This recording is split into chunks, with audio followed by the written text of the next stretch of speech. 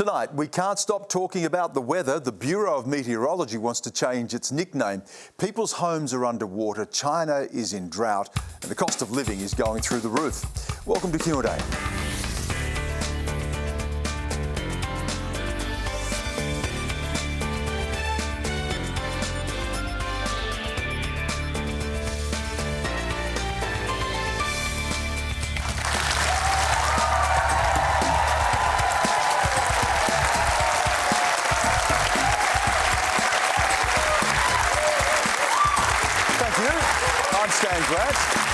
Also tonight, is it time to sort out flood insurance once and for all?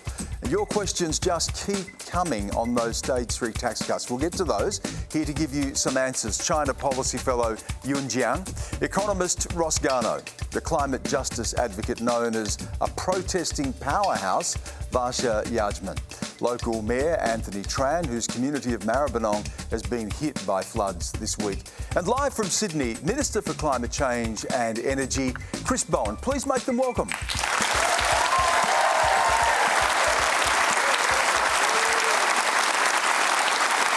As always, you can live stream us around the country. That's on iView, YouTube, Facebook, Twitter and Instagram. Quanda is the hashtag. I know you're going to get involved. And to get us started tonight, here's a question from Annie Jeffrey. Do you think the government's net zero target of 43% by 2030 is enough to reduce Australia's emissions impact? Thank you, Annie. Chris Bowen. Well, thanks, Annie, for the question. And of course, we need to reduce emissions as fast as possible because the next 8 years is what really counts for holding the world for as close as possible to 1.5 degrees.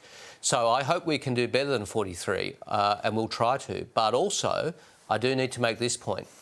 43 is actually ambitious for our country because we are starting too late. And when you start late, you have to go harder and faster. And so we have 86 months between now and 2030. 2030 sounds to some people like it's a long way away. Actually, it's just tomorrow in terms of this massive transformation that we have to undertake to get to 43%. 43% reduction would be the biggest economic transformation our country's seen since the war. To give you an idea of the sort of things we need to do to meet it, we need to put 60 million solar panels on roofs between now and 2030. That's as much as we've done in the last 10 years, again, in the next 8. We need to put 40 wind turbines up a month. Obviously, that's more than a wind turbine a day. This is a massive task. We'll do it. We've enshrined the target in law. But I do just want to underline just how ambitious 43 actually is. I respect people who say, you know, we should do more. And as I said, the country and the government will be working hard to do better. But starting in 2022, because of 9 years of delay and denial up until this point, means that we're starting very late to get to 43%. Chris, you say 43 is ambitious, but you were more ambitious before. You took a more ambitious target to the election in 2019, then you reduced it to 43% at the last election. Why take off 2% if we need to get there quickly? Starting 3 years later, Stan. Starting 3 years later means that you have to recalibrate your policies. And also, I make this point, 43% is not just a target, it's the modelled impact of our policies. So it's one thing to set a target. You know, with all due respect, that's the easy part. Then my job as the minister and the government's job is to move the levers to achieve it. That's the hard part. And so we've got to move our renewable energy system to 83% renewables by 2030. Off a low base to start with. That's a massive change. We took a big step towards that yesterday with our big announcement of new transmission lines between Tasmania and the mainland, which will see Tasmania move to 200% renewables. Yeah, I want to get to that a bit later as well. But that's the sort of change we need. We need to build 10,000 kilometres of transmission lines between now and 2030. That's the massive task we have undertaken. As I said, if you were starting in 2010 or 2013 or 2015, sure. But when you're starting in 2022, after 9 years of delay and denial, you are really leaving it very late. But that's where we are. The best time to start would have been 10 years ago or 20 years ago. The second best time is today. We've wasted a decade, so we don't have a second to waste now. Garnaut, if you look around the states, of course, Victorian government's now announcing that it's setting a much higher target, looking at, you know, up to 90%, I think, by 2035 and around 60 or 70, I think, by 2030, 65% by 2030. Is there a question, though, just to go to Chris Bowen's point about ambition, a gap between our targets and our capability? not a gap between targets and capability. There is a gap between targets and the policies we've got on the table right now. The Victorian point, that's reduction in emissions in power generation, not in the whole economy. And with the 43%, we're talking about the whole economy. Things are going pretty well in terms of policy on the power economy, and the announcement that the Minister made today is a very important step. And over the last couple of months, we've had very strong statements. The Government of Queensland, the Government of Western Australia going effectively to zero coal generation by the mid-30s. A very strong statement by Victoria today. So there's a lot of momentum there. There's a lot of other things that we have to do to make sure that all goes smoothly and without hiccups, and the government's doing a lot of those things. Secondly, do that right, and we can go a lot further. But 43% is within the range of developed countries. It puts us in the game. Ambitious enough? Would you, if you were giving advice, and you've been in situations where you've done just that, would you have been aiming higher? I think I would have, but 43% puts us in the credible range of developed countries. And I actually think the government will, I think Australia will get further through a succession of policies. I just wanted to jump in on that point about, developed nations and what they're doing. And I think Australia calling itself a lucky country, developed nation, should really be leading the way. We know that we have the means, we have the resources to actually be this renewable energy superpower, and our emissions targets are 43%. And that only accounts for domestic emissions. That doesn't even account for the fact that we're one of the biggest exporters of coal. And then whenever other countries like India and China have emissions, when other countries like India and China have emissions, we just keep blaming them. But we're actually exporting the source. We're exporting the coal. We're mining the coal here, and we fail to account for our responsibility. We've seen the Victorian government announce 95%. We see that the Climate Council is saying that 75% emissions reductions by 2030, and we only have 43. That's simply not good enough. I'll go back to you. I'll go back to you, Chris Bowen, on that, and particularly the point that we're not getting out of fossil fuels entirely, are we? And there are more projects on the drawing board, more that we're going to be developing. How does that work when we're trying to hit more ambitious targets, as you've said? Well, all of those projects which people talk about have to go through very rigorous assessment, including against our new safeguards reforms, which will require large emitters as a matter of law to reduce their emissions, and we'll have more to say about the detailed design, including new entrants. But to Varsha's point, I understand the point she makes, but also we are accountable for our own emissions. We can't say, the cars are made in Japan, so we don't need to reduce our emissions here in Australia out of transport. We don't say that. We would never say that. What we do need to do is prepare our communities for change, and we've been doing that. We need to create new jobs in regions that mine coal and produce coal-fired power. Our policies do that so that we have a transition, or as I prefer to call it, a transformation, which is just in every term, just for everyone, and so that we're creating those jobs, because the majority of our trading partners are committed to net zero. The vast majority of the people who buy coal from us are committed to net zero by 2050 or 2060, so we need to be very clear with coal communities that change is coming, and we will create the new jobs in the new energy. The 604,000 jobs that our policies will create, 5 out of 6 of them are in the regions. That's important because I want to make sure this transformation is just for everyone. We've got a question coming up about jobs. I'm going to bring you and Jiang in here as well, Ewan, because of course China is also the world's biggest emitter.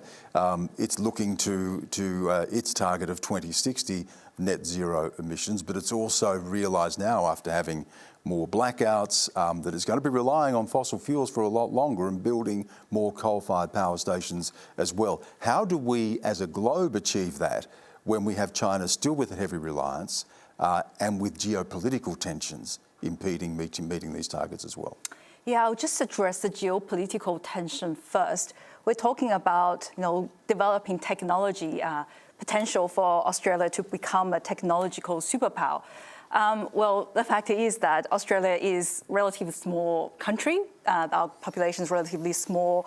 Our investment in R&D, research and development, is only 1% of the globe. So most of our technology will be from outside Australia.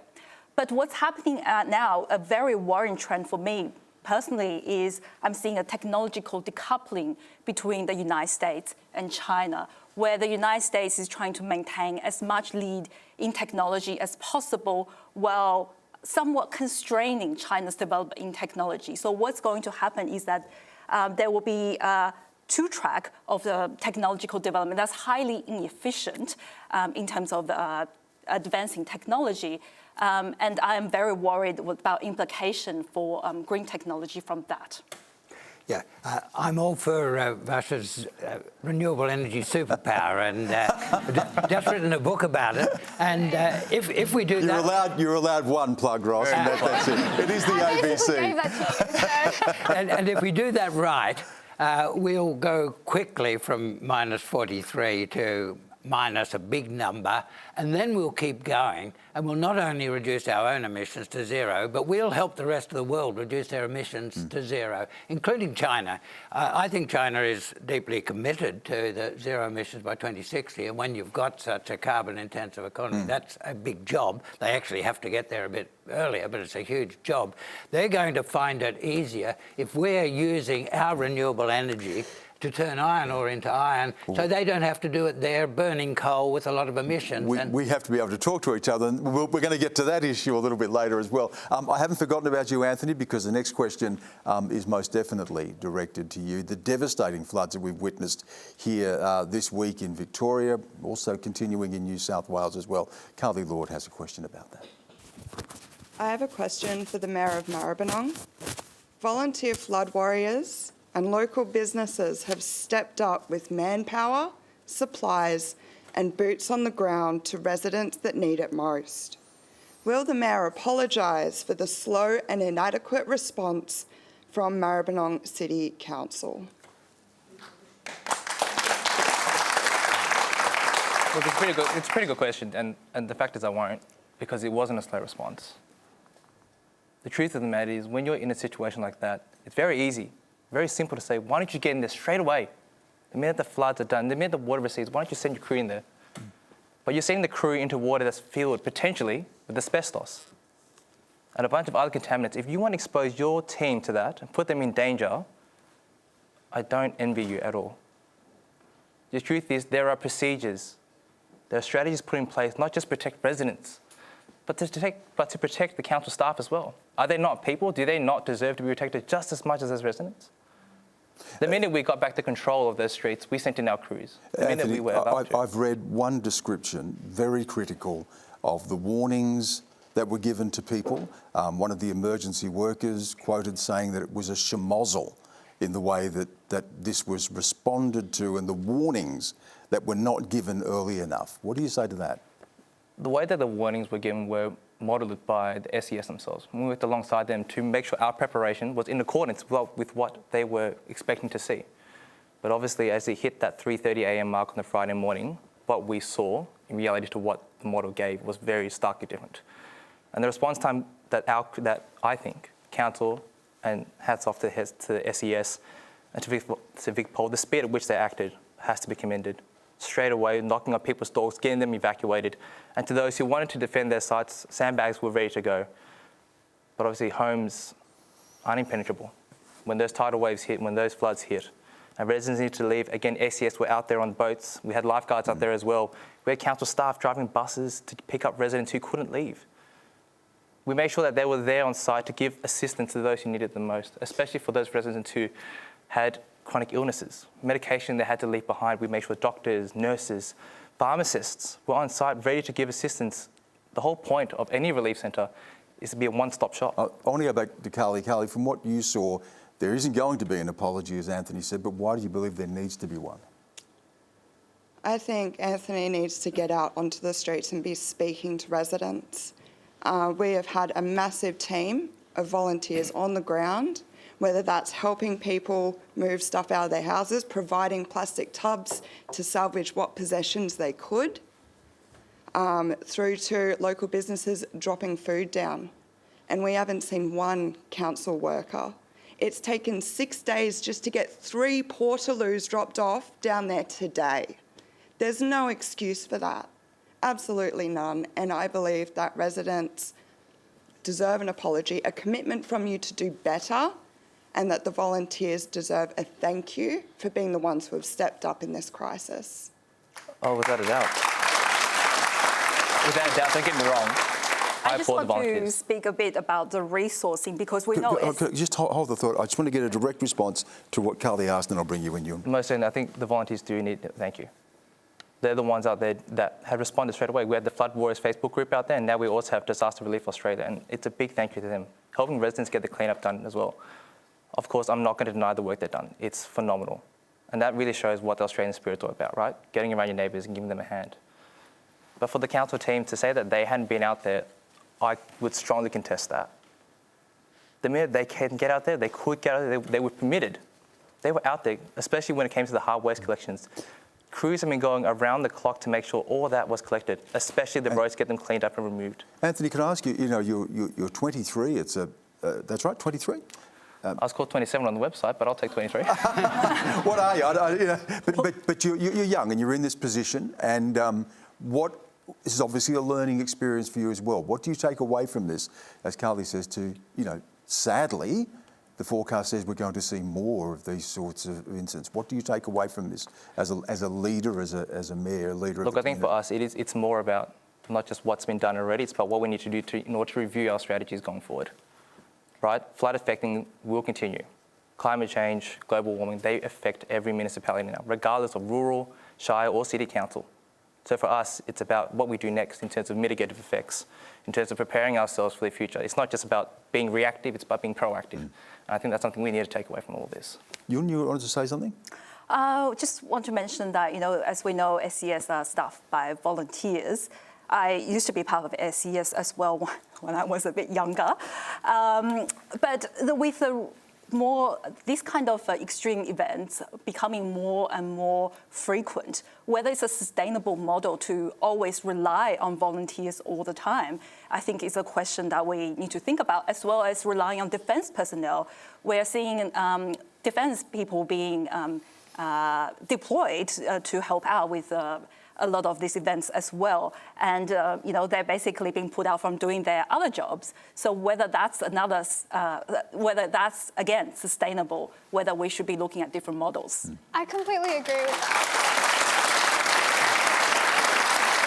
I also think if we're going to talk about whether this is sustainable, it's clearly not. Like, communities are being devastated left and right. We're seeing that, floods have happened in Australia for hundreds of years. I'm not denying that. But the frequency and the intensity of them is something that is, we've never seen before. And that means addressing the root issue. And the root issue is climate change here. And the fact that our government still has about 114 projects in the pipeline, coal and gas projects that, may be approved, is really, really concerning, because that's only going to exacerbate the strain that communities are having. So it means that our government needs to commit publicly to say that no more new coal or gas projects, because that's what the standards require right now. I'll get a very quick response from Chris Bowen just to Varsha, and then we'll move on to the next question. Chris?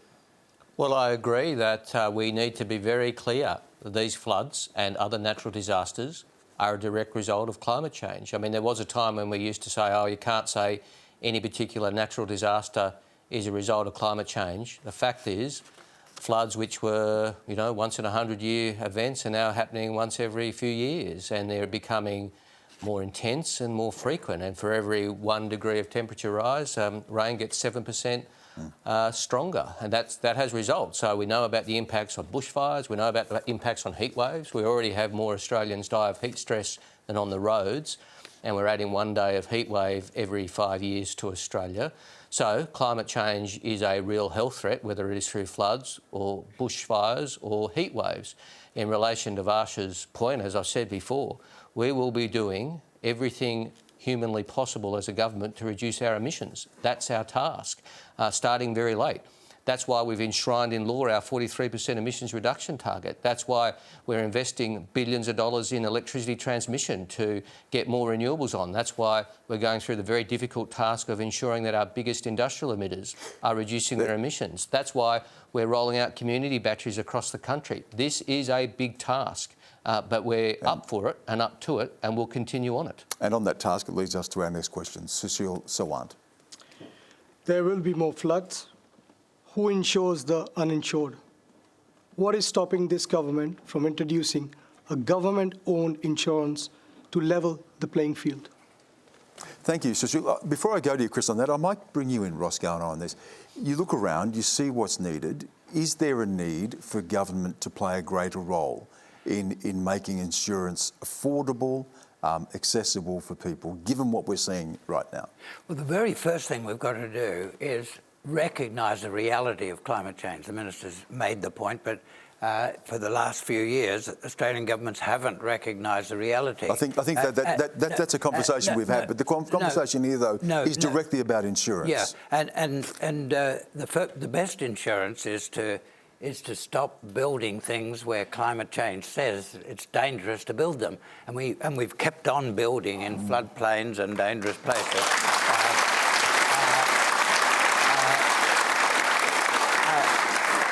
But we've probably got a million Australian houses on floodplains and very vulnerable to the more intense flooding.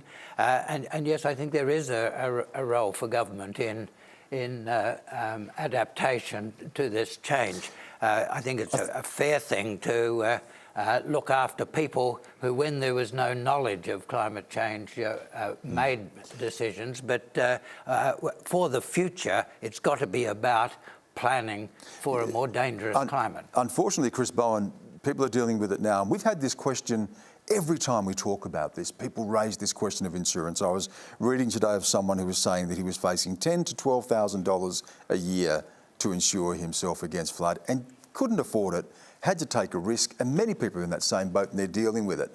Got a budget coming up next week. Is this the sort of thing that governments are going to have to look at? Well, governments are certainly going to have to work with communities to better prepare for climate-related disasters. Absolutely. What people are saying now is you're paying 10 grand a year and they can't afford it and they're getting wiped out. Question, Stan. Can you provide the money for them? That's the question. Well, what we can do, as I was saying, is work with communities to improve their resilience. We've got a disaster ready fund which will spend $200 million a year working with communities, hopefully in advance of the disasters, not cleaning up, but obviously there's a role for government there very much as well. And I just want to say before, in relation to Anthony, while I'm not an expert on everything that's happened in his area, I 100% agree with him on the challenges for local government in dealing with a crisis like this, and local government workers deserve our thanks for going out in difficult circumstances and putting their safety sometimes at risk. And Anthony is right to say his responsibility is to ensure their safety. But to your point and to the question, I don't think a government-owned insurer is the answer. That's not going to solve the problem. Insurance is going to have to go through change, and the Insurance Council, and I've got to say the insurance industry has been way ahead of the rest of business calling for action on climate change for a long, long time, because they get it. You know, they were way ahead of business, the rest of business, in 2008 and 9, and business has made a very big transformation over the last decade and was ahead of the last government. But the insurance sector has always been very alive to the challenges of climate change for insurance. So a government-owned insurer isn't the answer, but governments, state, federal and local, working together to better prepare communities and have that planning conversation where appropriate and respectfully, because some people are very attached to where they live, and that's a respectful conversation to have, but it's got to be handled in an appropriate way. But that disaster resilience fund that we will set up and will be funded is our contribution to working with the states and territories and local government to do that. Minister Bowen, just on that, you're saying that we need to work with local government and everything, and I completely agree. It obviously needs to be a cooperative and collaborative effort. But we also know that climate disasters generally affect communities that are ethnically diverse, that are low socioeconomic status, and your electorate, the electorate of McMahon, is known to have quite diverse background people living there. And in Western Sydney, we see the climate impacts. People are saying it is going to be incredibly difficult to even live there in a few years' time, even now, and we see the climate disasters happening. If the government really is working so hard, so fast, and we've lost a decade, shouldn't we actually be doing more right now instead of saying that the government shouldn't have an insurance, a part to play in insurance? Well, we are doing more. I mean, and this government is acting across the board, whether it is on reducing emissions or preparing Australia to adapt. And I will say this, there is no inequality that climate change doesn't make worse, whether it is inequality within Australia or inequality around the world. I mean, we already have more displaced people and refugees around the world caused by weather and climate events than wars. I mean, that's the size of the task we're undertaking. And whether you look at the impacts of climate change on our First Nations people, whether it be in the Torres Strait, where I've visited and met and working with those communities, or whether it be in remote communities, which are getting even hotter, or in Western Sydney, where I represent and live and have lived all my life and spend all my time when I'm not in Canberra and working around the country. Yes, the impacts there are going to be substantial as well. We need to prepare a national health and climate change strategy, which is what we'll do. We need to make the health impacts of climate change a national health policy priority area, which is what we are doing in conjunction with the states and territories. And we need to prepare for the Climate Ready Fund to work with communities. These are all things we are doing. I don't happen to think setting up a government insurer would be the answer. Okay, yeah, I think working with the insurance industry and working with communities is a much better answer. Yeah, you've made that point. We'll move on. There's plenty to get through. Let's bring in Sarah Edwards. Hello. I'm a registered nurse from Lismore and, like many, made homeless by the recent floods. Last week, I glued my hand to a Picasso with Extinction Rebellion and stood behind a banner reading climate chaos equals famine plus war. Does the panel agree that desperate times call for desperate tactics as we are in a climate emergency? Varsha? I completely agree. Desperate times do call for desperate measures, and one thing that's really stood out to me in the discourse surrounding the media around this was the fact that we're criticising the tactic, but we're not criticising the fact that we haven't done anything about the issue. The issue here is climate change, and our government is still providing fossil fuel subsidies. We're still not really looking at flood-affected communities enough. We're not doing enough, and yet we're here to criticise people for the measures that they're taking when they're left homeless, left without their livelihoods because of climate fuel disasters.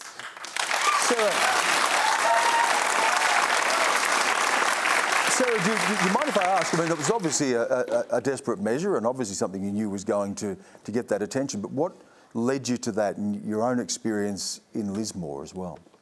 Yes, so I feel like I've got nothing left to lose. You know, I've seen my community suffer, and now I've seen your community suffer while I'm here visiting. I came here to join Extinction Rebellion, Spring Rebellion, because I feel that that's all we've got left as people, to act on the science and force the change that's necessary for a livable future. Anthony, can I ask you too, just with what you're going through now and the desperation that you're seeing there, what are people saying to you right now? The sort of frustration we're hearing from Sarah, we heard from Carly earlier today, and how do people begin to start to think about putting their lives back together, dealing with this? It's a bit of a funny thing when you talk about how people try to bring their lives back together, because it's a mixture of feelings, right? It's a mixture of frustration that these things have happened to them. Frustration that they can't control these floods because they just happen as a result of climate change. Anger that these things have happened to them because they've done nothing wrong. But in the same token, when you see these community members out and about, and again, to the volunteers that bring this same emotion, it's a bit of hope.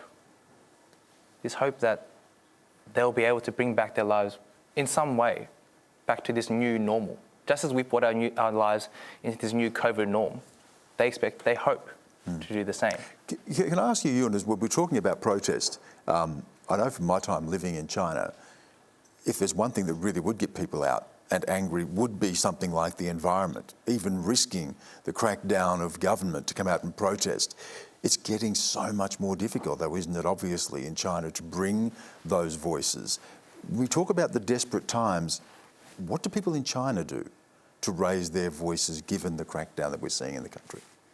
So you're quite right. Environment is one of the top reasons for protests in China. In the past, it has been about pollution, that specific part of the environmental issues, and more recently with heat waves and drought has got people really worried. So what the government has done in response is that it has tried to highlight what it is doing about climate change. So on one... And also stopping protests at the same time. Yes, exactly. Of course, there's a lot of censorship, there's a lot of crackdowns. Protest is very difficult to do.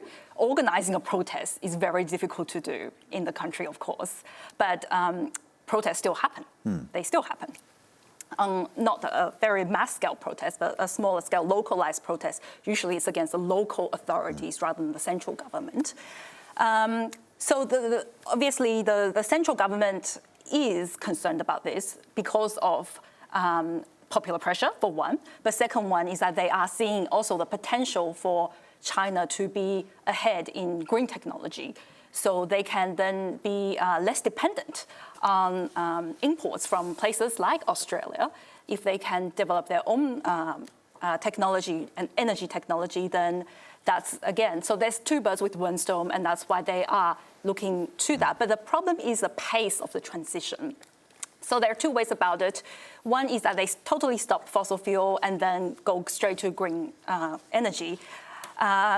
Unfortunately, it looks like they're not doing that. They keep wavering. And the most recent signal appears to be that they are going to continue with fossil fuel. We heard that just last week. Well, it's also going with green energy. So the proportion of green energy will go up, but they are going to continue with fossil fuel for now, unfortunately.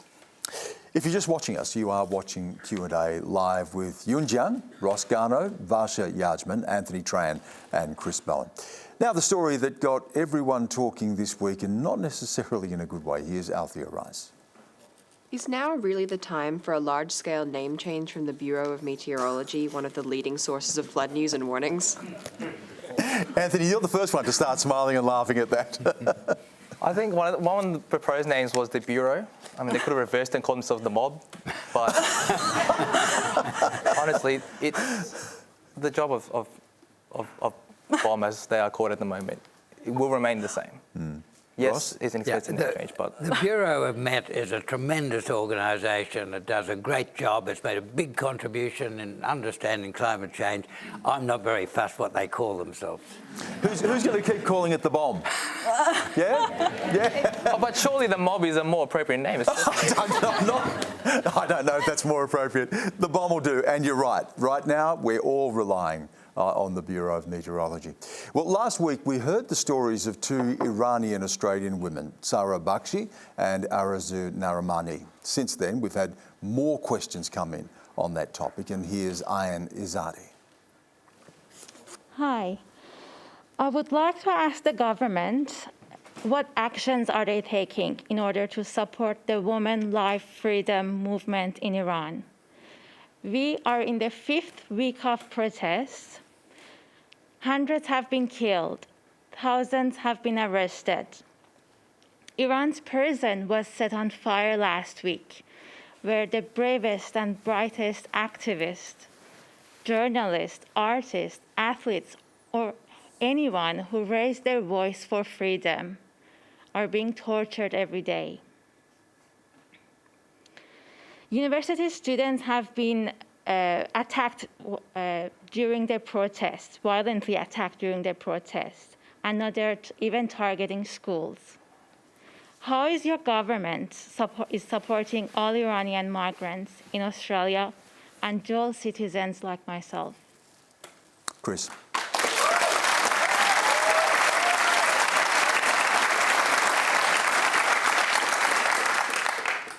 Well, thank you for the question on this most important issue. And can I, again, on behalf of the government, and I am sure on behalf of the Australian people, condemn the actions of the Iranian government and support the people of Iran, and particularly the women of Iran. And I do that in the strongest possible terms.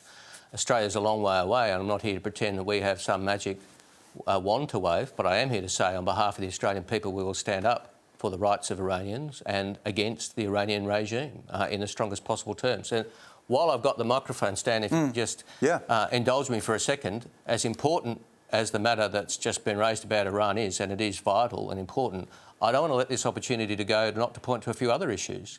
I mean, the bombing of the attack on the school in Kabul, where too many young girls lost their life for committing the crime of getting an education.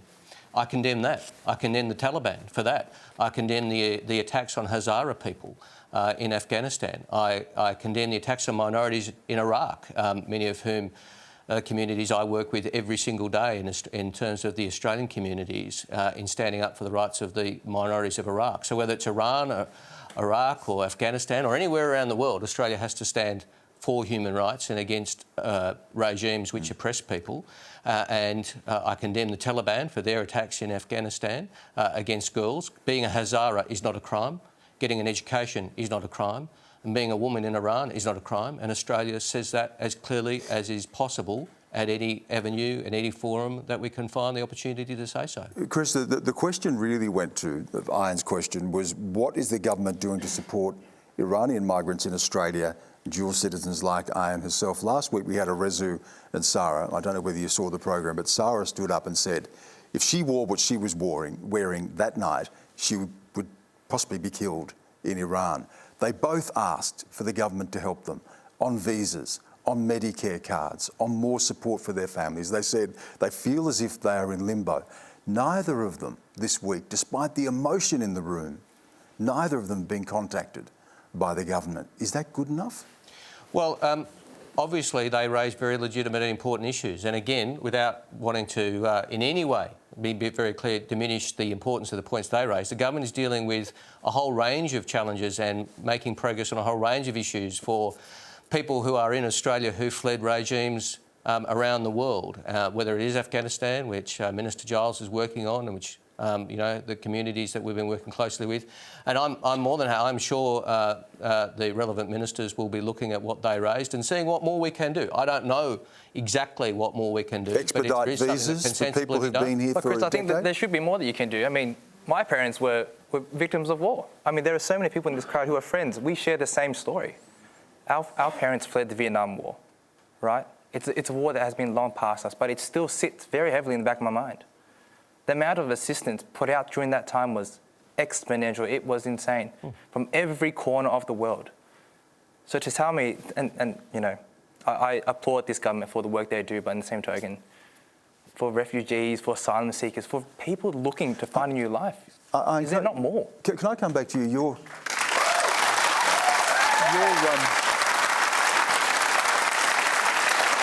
Your face is covered, and I understand that's not because of COVID, because of concern about being identified. Is that right? Yes. Because of Iran.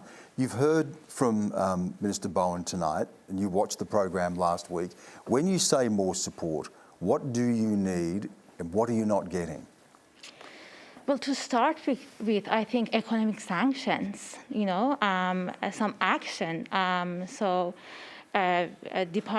Deporting diplomats of Iran, travel restrictions to start with. I think these are the basic things that some other Western countries have started acting.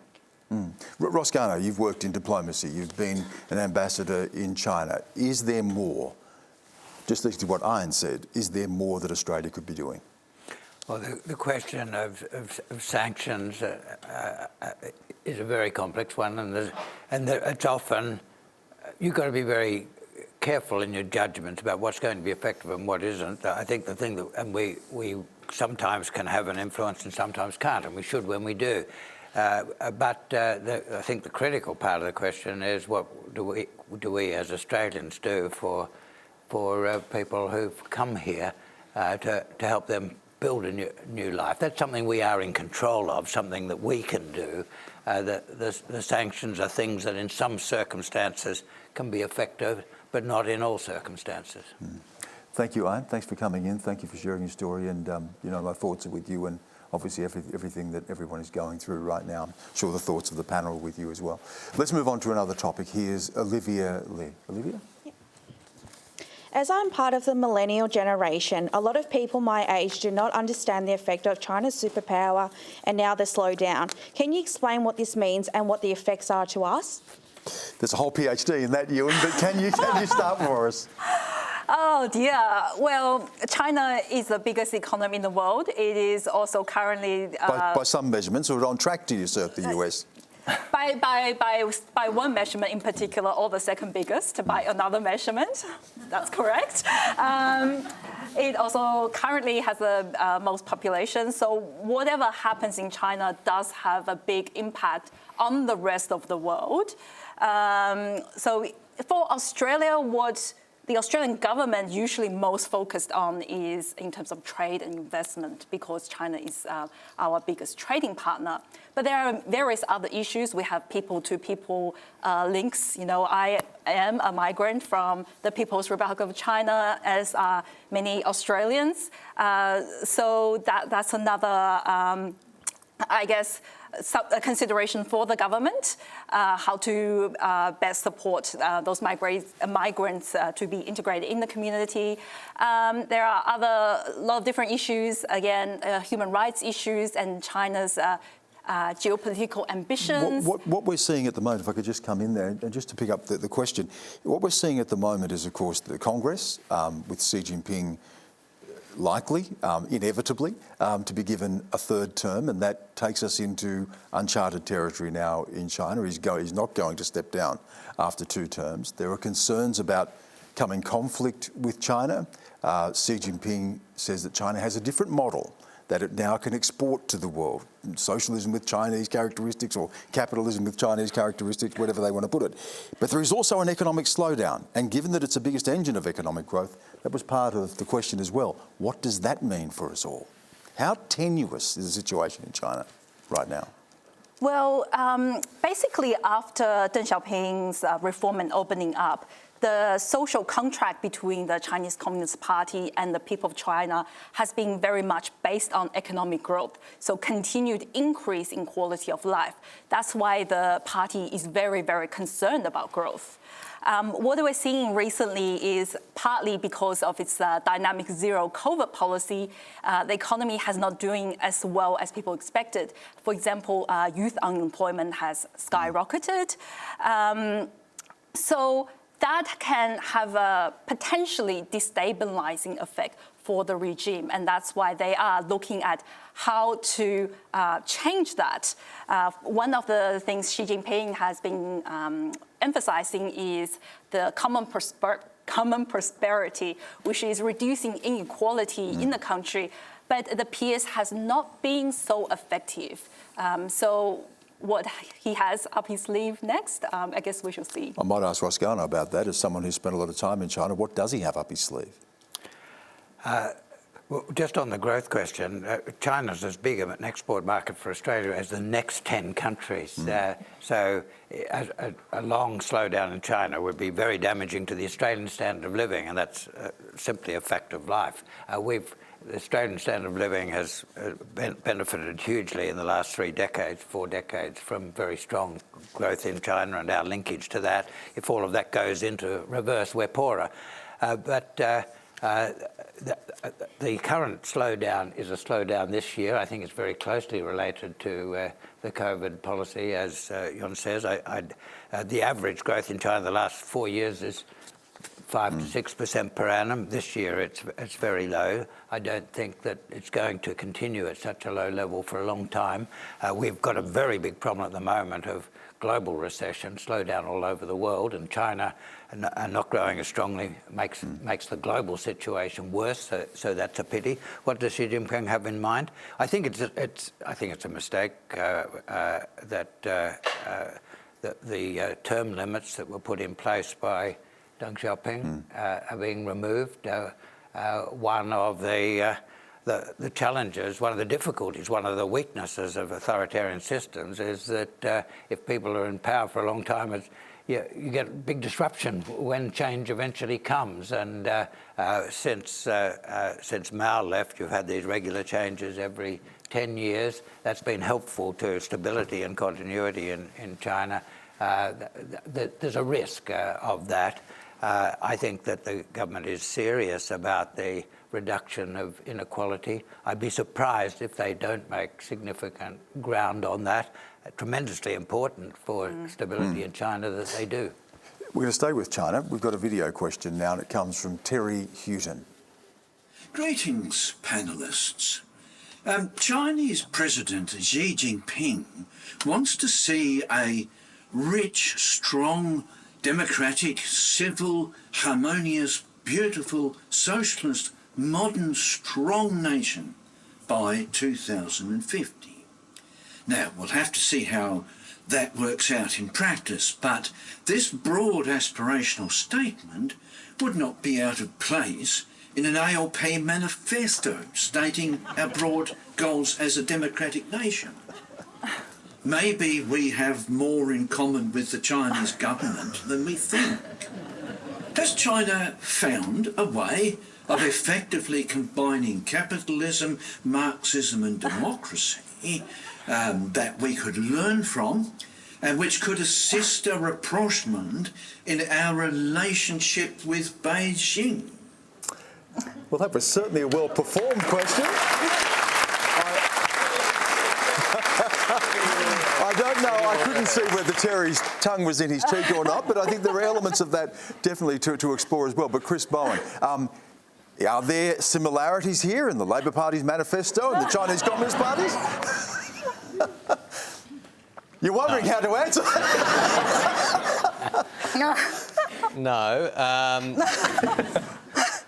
And, you know, Xi Jinping is a serious Marxist. I mean, and it's a serious Marxist regime. And it's an authoritarian regime, but it's also a serious Marxist regime. But I will say this. Obviously, engagement with China is in Australia's best interest. And obviously, the more we can do to get a relationship based on communications and mutual dialogue is beneficial. And we've been doing that. We've been doing it carefully and methodically. We've had the first minister-to-minister meetings in years and years in the first 5 months of the government. But I'll say this, Australia's foreign policy will always be based under a Labor government, and to be fair, most of this is bipartisan, on Australia's values and interests. And in Australia's interests are a stable region, and Australia's values are obviously not what you would read in a Communist Party Marxist manifesto. Australia's values are about tolerance and openness and respect and, you know, all the things which are important to us as a country. We are different countries with different governments. That doesn't mean you can't talk to each other and find ways of working with each other and recognising those areas of disagreement. We disagree with China on a whole bunch of matters. I don't need to go through the list.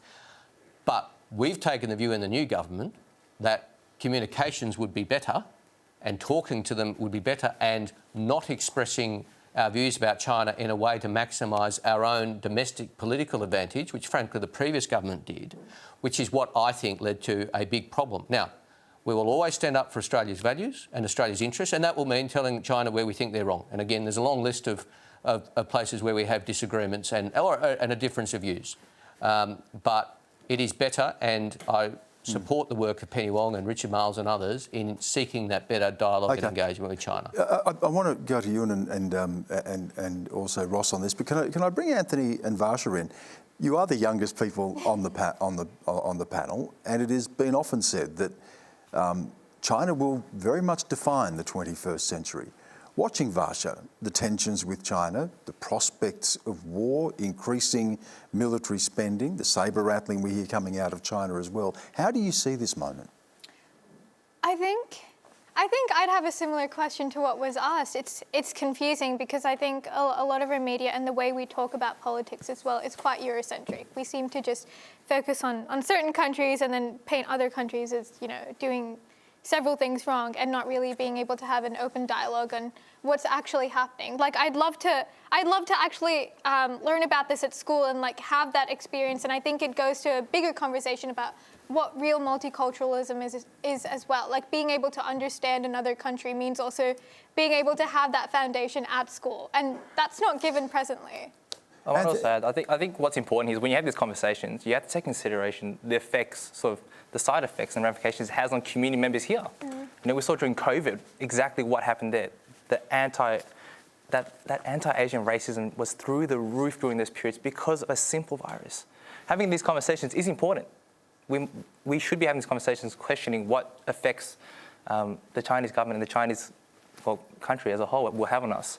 But it's also important to understand what happens if we speak of them in a derogatory manner.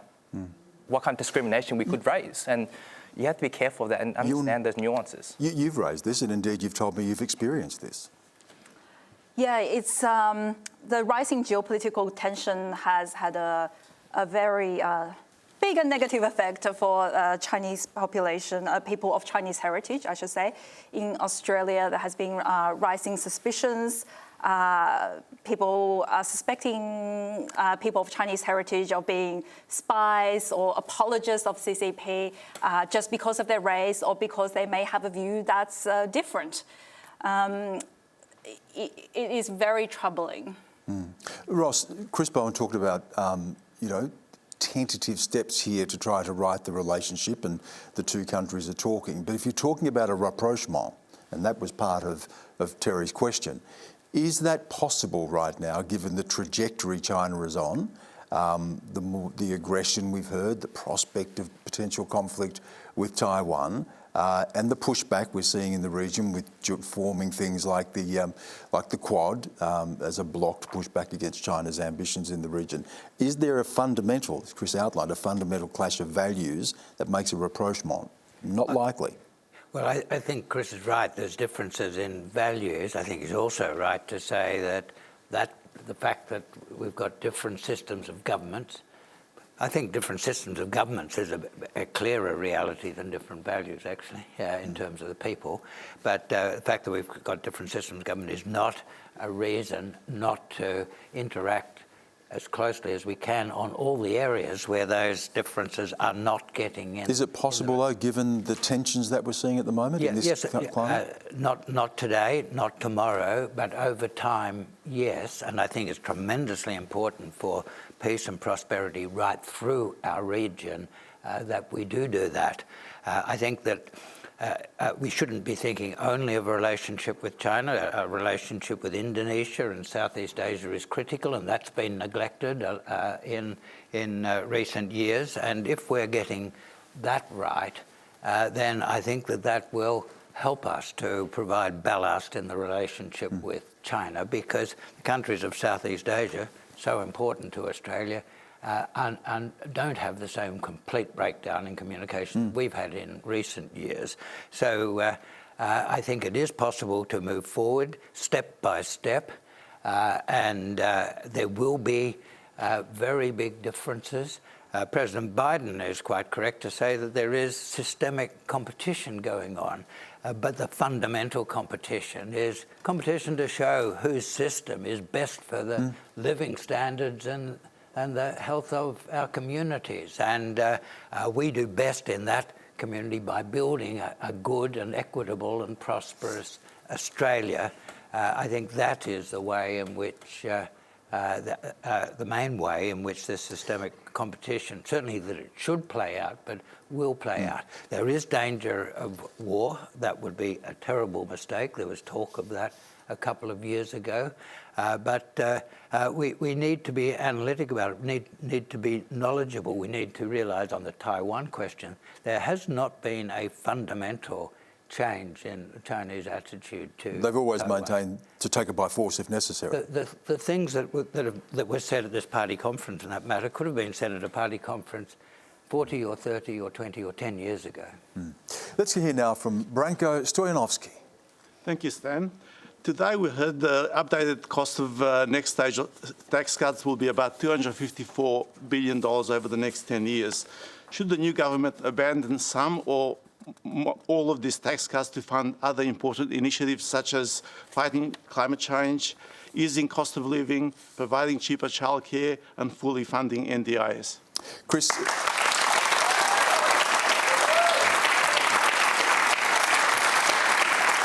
Chris, that applause tells us something, and I can tell you every single week we get this question.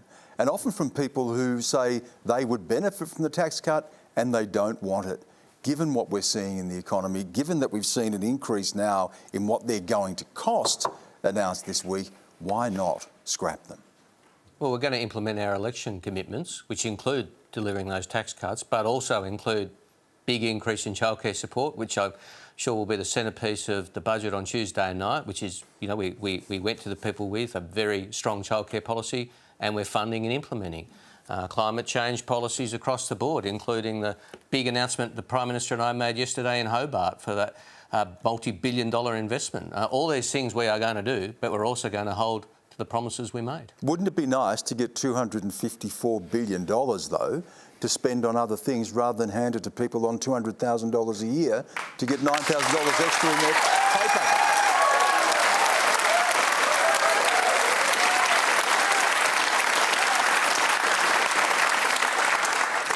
Well, Stan, you can ask the new government to renege on election promise. That's your right, but I'm going to respectfully disagree. I mean, I don't know many young people who earn $120,000. If anyone knows anybody who earns that much, please tell me, because we're seeing the cost of living going up, and the government's introduced stage 3 tax cuts. We know that it's so expensive to just make day-to-day ends meet for so many people. We know that climate disasters have made that work because people have literally lost their houses. And on top of all of that, it's just, things like mental health, things like climate change, they can all be funded much more effectively. And, money is always an issue for us, and we're saying that we don't have enough budget, or we don't have enough money to allocate to so many issues that are far more pressing and much more necessary. But instead, we're once again prioritizing the rich instead of the rest of the community. Anthony, I want to just come back to Branko in just a moment, but Anthony, as a young and aspiring politician, I'm sure you've got your eyes set beyond just being a mayor. Chris Bowen said you can't break a promise, an election promise. Is this one the government should think about breaking? Look, if this promise is going to be a cost-shifting measure where you put it on state and then they shove it onto local government, how are they going to deliver on their own services that they provide? We're the ones on the ground giving all this support, especially when it comes to the elderly community as well, when they need assistance with maintenance in their homes or even simply food deliveries. We're the ones having to pay for that, and then they're shoving us. One of the many things that have come through recently is the need for municipal building surveys that costs hundreds and thousands of dollars, which then ratepayers have to pay through, which then we hear about, which then we have to do cuts to other services that we provide. It's a cost-shifting measure that has to be addressed at some stage, and it is something that I think, at the bare minimum, should be reconsidered. But Branko, what's led you to the belief that they should reconsider this? Because it was something that the government took to the election. It was a promise that they said that they would honour, the tax cuts left over from the previous government. Why do you think there's a need to change now? I mean, I think it's a need to change because, like I said, obviously when the tax cut was introduced back in 2018 was different circumstances. Now I had COVID, got this inflation, and Stan, I was a high-income earner myself, and I think even going back when the tax cuts were announced, I thought they were far too generous to the high-income earners, and that I would have been quite happy to forego those tax cuts so they can be spent on things like childcare, things like, the climate change, and things like that. So that's why. Ross Garnaut, the budget next week, and the Treasurer has said this will be a bread and butter budget, and you need to have adult conversations with people right now. You raised the prospect a little bit earlier, I think, about a global recession.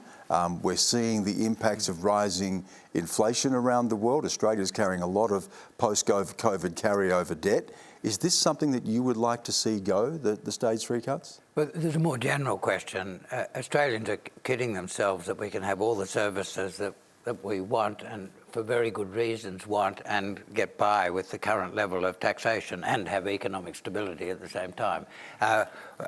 We need to pay a fair bit more tax. We pay on average 5.7% of our incomes less than the average for the developed countries, and the income tax on higher income earners is one of the areas, but it's only one of a lot of a lot of areas in which taxation could be adjusted. We've had huge increases in profits, unprecedented, completely unanticipated as a result of the Russian invasion of Ukraine with the very high coal and gas prices. That's flowing through to profits beyond any hope or expectation of the companies involved. So there's a whole lot of areas where I think in this adult conversation, we will have to stop kidding ourselves about how we fund all the things we as a society think we need. You mentioned before, you and I'll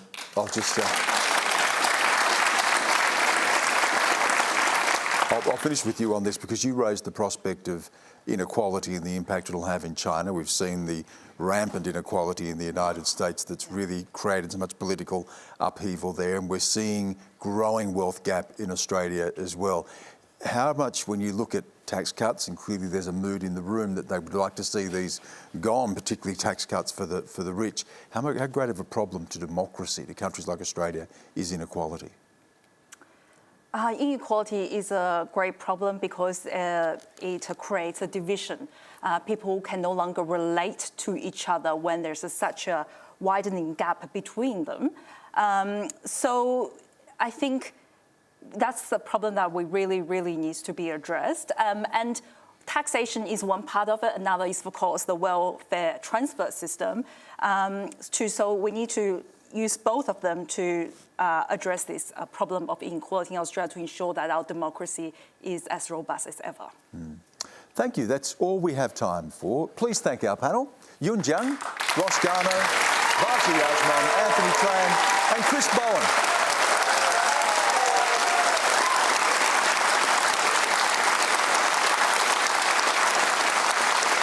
And of course, there are no answers without questions, and thank you so much for your questions tonight. Thank you for sharing so generously of your personal stories as well. Thanks to everyone at home for watching the program and being part of the discussion. We're going to have more on the federal budget. We'll probably get another tax cuts question next week as well, and we'll be live in Canberra for that. Joining me to answer your questions there, Finance Minister Katie Gallagher, Shadow Finance Minister Jane Hume, Independent Member for Fowler, Daly, and Sonia Arakal, CEO of Think Forward, an advocacy group for young Australians. Go to our website and please register to be in the audience if you're going to be in Canberra.